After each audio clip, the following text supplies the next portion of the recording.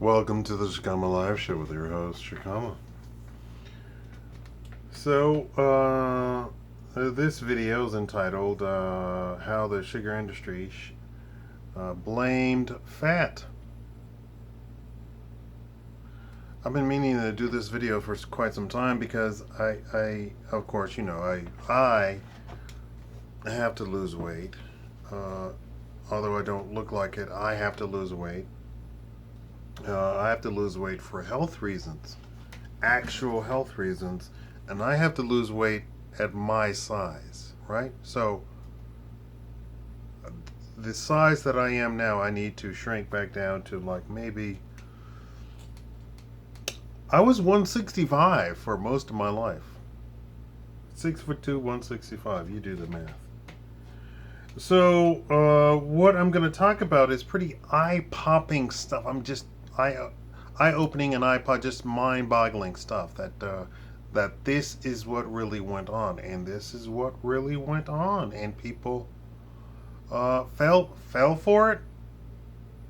People don't really pay attention. Be sure to like and subscribe. We're trying to get to 100,000 in the next couple of months.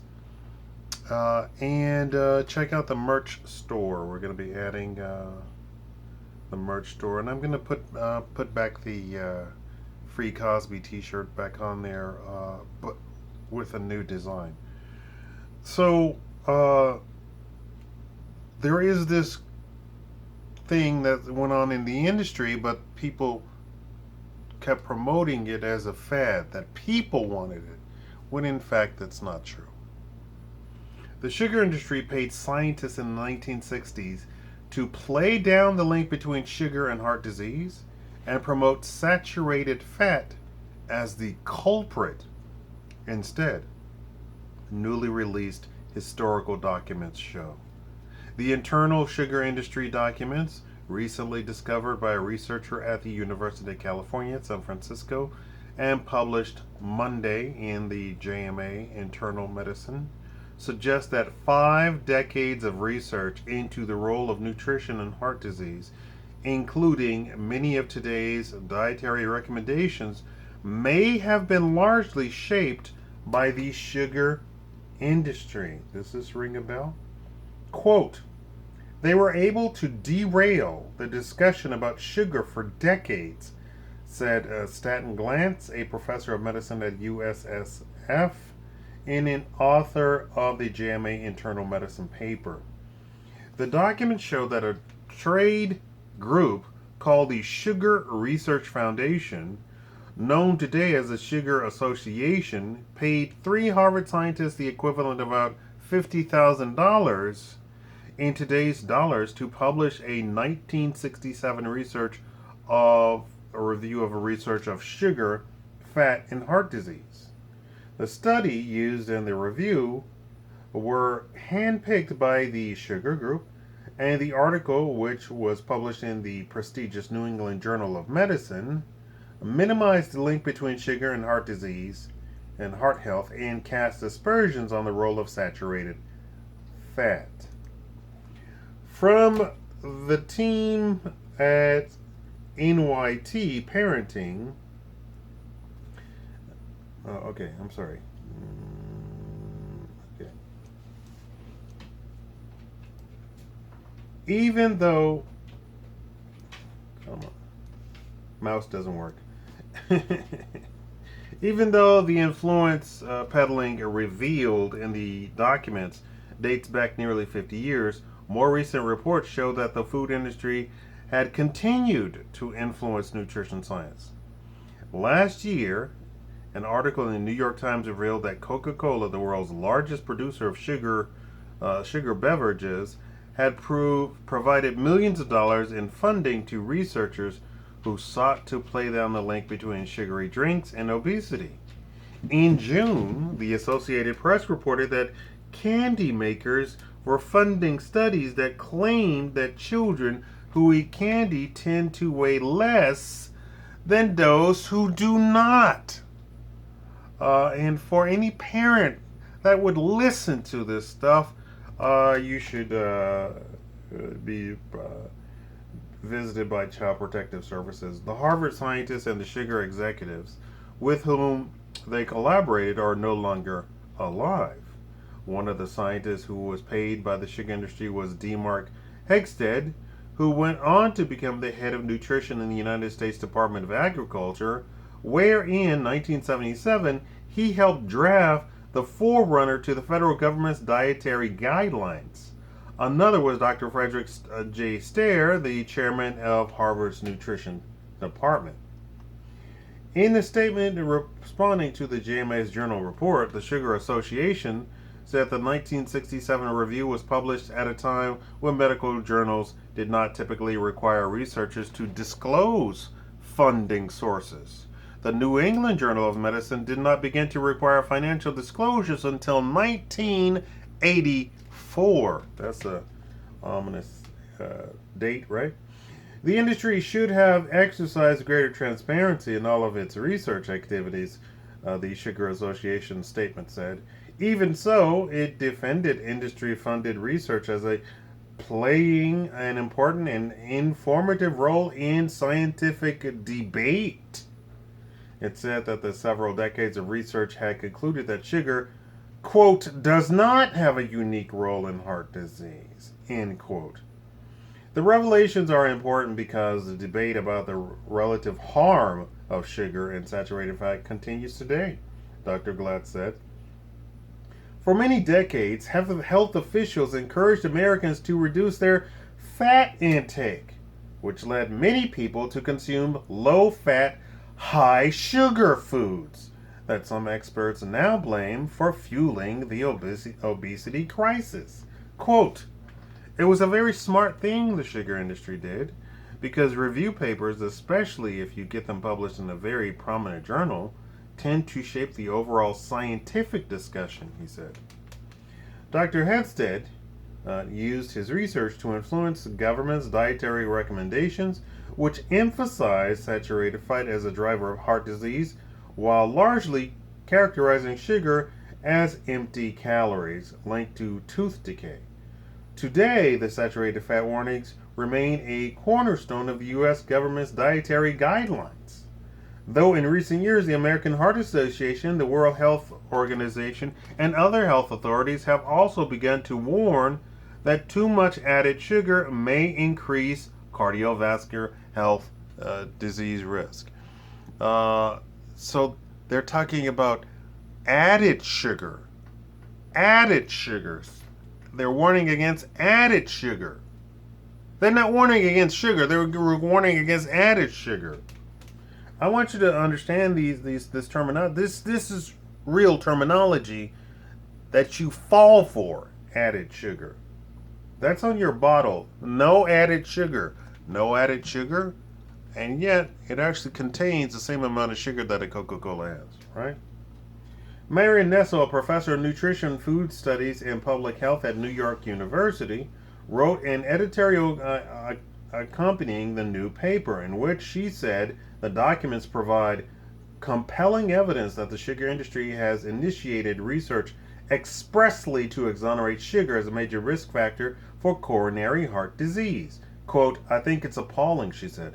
You just never see examples that are this blatant blasphemy. Dr. Walter Willett, chairman of the nutrition department of the Harvard T.H. Chan School of Public Health, said that academic conflict of interest rules had changed significantly since the 1960s, but that the industry papers were a reminder of why research should be supported by public funding rather than depending on industry funding. Do you think that's going to be the answer? If the taxpayer pays for the research, you don't think that the sugar industry isn't going to influence that paper? How myopic, let me use big words that don't sound insulting. How myopic can you be to say that, oh, if we just get the government to pay for the research, then everything will be okay? No. How about you absolutely make sure everything's transparent, that you get a doctor or a nutritionist who didn't go to the school of sugar medical school, right? Oh, you don't think that happens? Yes, that happens. Sorry to inform you. Dr. Willett said the researchers had limited data to assess the relative risk of sugar and fat. Quote, given the data that we have today, we have shown the refined carbohydrates and especially refined carbohydrates. Listen how they're limiting the language. Refined carbohydrates and especially sugar sweetened beverages are risk factors for cardiovascular disease, but that the type of dietary fat is also very important, he said. But dietary fat is very important. But we can't forget that fat is bad. I'm gonna give you my personal findings at the end here. The JMA internal medicine paper relied on thousands of pages of corresponding and other documents that Kristen E. Kearns, a postdoctoral fellow at the USFF, discovered in archives at Harvard and University of Illinois and other libraries. The documents show that in 1964, John Hickens, a top sugar industry executive, discussed a plan with others in the industry to shift public opinion, quote, through our research and information and legislative programs. Legislative means government.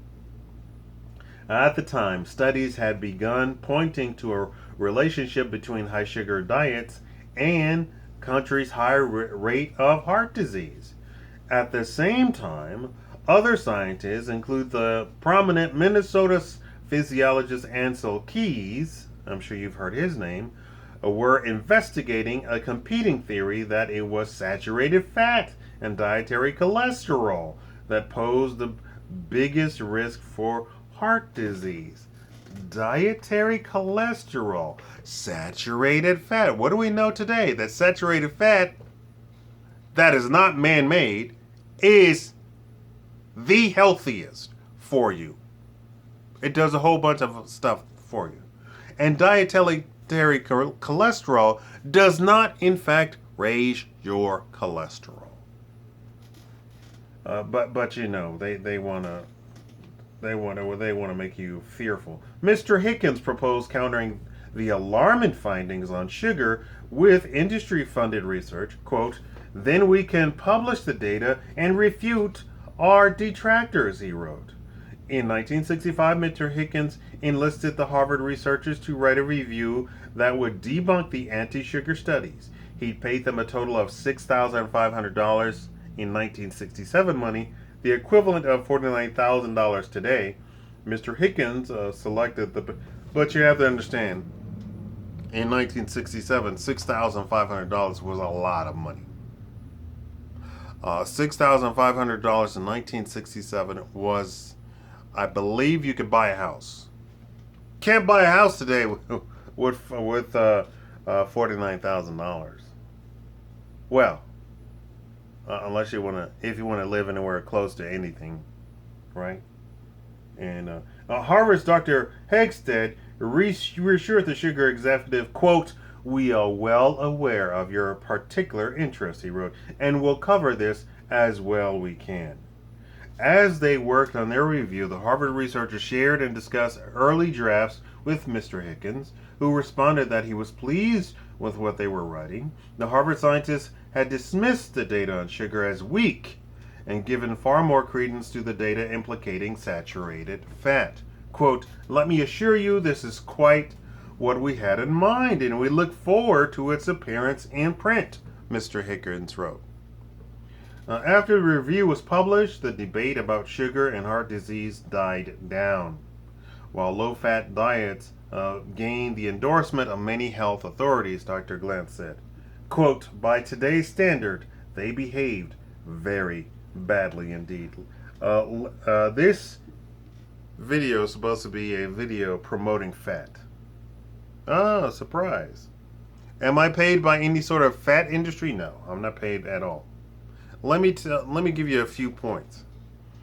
Fat and cholesterol. When I say fat, it includes cholesterol. Fat and cholesterol is key to your mental health, your body health. It completely contradicts the whole resistant insulin, that whole situation completely combats it directly also.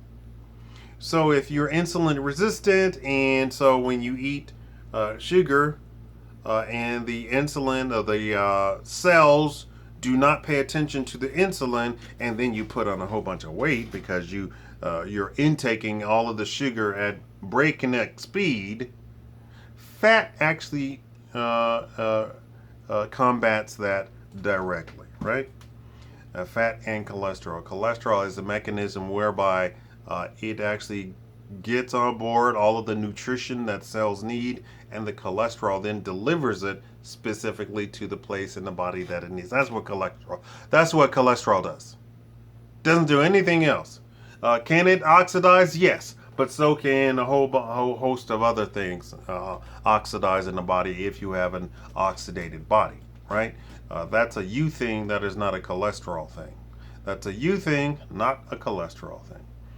And so then the whole fad of lowering your cholesterol, sugar industry. The whole fad of low fat diet, sugar industry. And what happens with the sugar industry when you have a low fat diet? They raise sugar in the product because low fat means low taste. So when they process stuff, they then had to add sugar to it. The whole reason your orange juice says what is it, low sugar or not concentrated or whatever.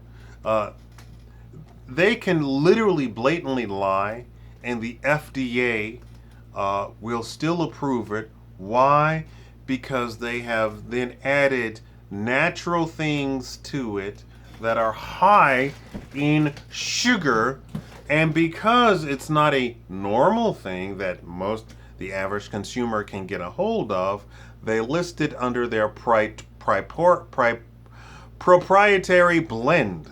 And the FDA says you must list all of your ingredients except if it's a proprietary blend. So if it's just white sugar, you have to list it. And you have to include that in your calorie update. If you can then introduce some sort of South American plant that is high in sugar by itself, but is not an industry normally used thing, you can put that under your proprietary blend, and it's not included in the calorie count on the label. There you go. Fat and cholesterol helps the brain. Fat and cholesterol helps your mental sanity. You know, your brain, your emotions, and your mental health is all chemicals. That's all it is. So then you need fat and cholesterol. Your brain is made up of cholesterol, right? Fat, cholesterol. Like I said, the two are interchangeable. So that they found when they have put up people on these high fat, high cholesterol diets, that their mental acuity went up. Their mental health went up. So then, what's very terribly interesting, in a bad way, is that when you then do introduce a low-fat, high-sugar diet, then all sorts of things start deteriorating in the body. If I were a part of this government today, right now, that meddles in business a lot, I would require all sugar industry companies to be diversified to the point where 50% of their income has to come from some other non-sugar related source. I would make that a requirement. That way, their incentive to do harm to the population, which you can't dictate, right? You can't say, "Hey, sugar, you should just stop being mean and trying to get people to eat sugar." which we know causes all sorts of stuff, I would require that they be 50% invested, their income be come from some other source other than sugar. This de-incentivizes the push towards sugar, and eventually it'll just go away. I mean, you'll go back to 1950s or 1967 loads of sugar, which is they would be making granulated sugar, and that'd be it. Not putting it into everything. And I want to do a whole video on sugar by itself, but let me tell you before, if you do not see that video, the real culprit, the real problem with high fructose corn syrup isn't the calories, isn't the stuff, although all of that other stuff is bad. The big problem, and this is why it's in everything, the real problem with high fructose corn syrup is that the body does not recognize it at all. It's high fructose corn syrup. It's a man-made scientific laboratory product.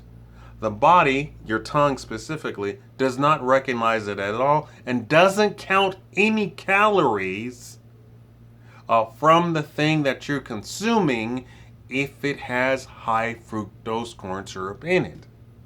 That means, as opposed to natural sugar or white sugar, not to say that white sugar is natural sugar, that means, as opposed to white sugar containing products, when you drink half a bottle and your tongue says you're full, it's your tongue that says you're full, not your stomach. Did you know that?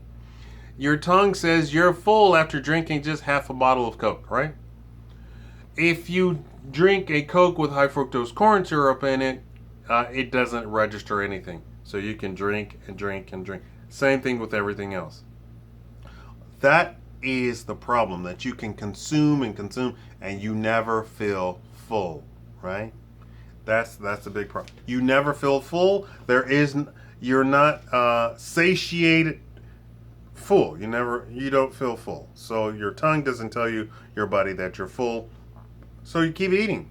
Same thing with food, and now food has sugar in it. And food has high fructose corn syrup in it. And food has more laboratory sweeteners that do not tell the body that you're full, right? That's the big thing. And this is why we have obesity in the land. It's sugar, sugar, sugar, sugar, sugar. Thank you all for watching. Thank you.